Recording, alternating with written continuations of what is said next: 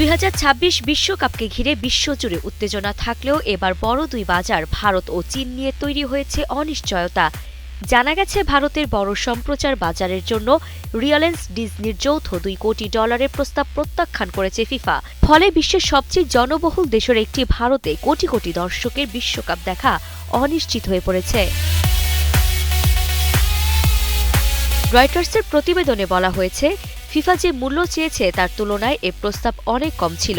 একই সময় Sony group আলোচনায় থাকলেও শেষ পর্যন্ত কোনো নতুন প্রস্তাব দেয়নি। অন্যদিকে চীনেও এখনও সম্প্রচার সত্য চূড়ান্ত হয়নি। অথচ 2022 বিশ্বকাপে ডিজিটাল দর্শকদের প্রায় অর্ধেকই এসেছিল চীন থেকে, যা ফিফার জন্য বিশাল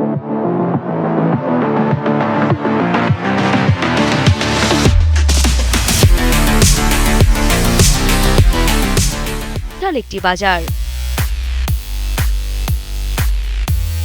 ফিফা জানিয়েছে বিশ্বের 175টির বেশি অঞ্চলে চুক্তি সম্পন্ন হলেও ভারত ও চীনের মতো বড় বাজারে আলোচনা এখনও চলছে। প্রতিবেদন অনুযায়ী 2022 বিশ্বকাপে ভারতীয় সম্প্রচার সত্য প্রায় $6 কোটি বিক্রি হয়েছিল, কিন্তু এবার ম্যাচগুলো যুক্তরাষ্ট্র, কানাডা ও মেক্সিকোয় হওয়ায় এবং ভারতের সময় অনুযায়ী গভীর রাতে সম্প্রচার হওয়ায় দর্শক কমতে পারে এমন ধারণা থেকেই কম দামে সত্য কিনতে চায় প্রতিষ্ঠানগুলো। আরিফা জাহান পিরন, কালের কণ্ঠ স্পোর্টস।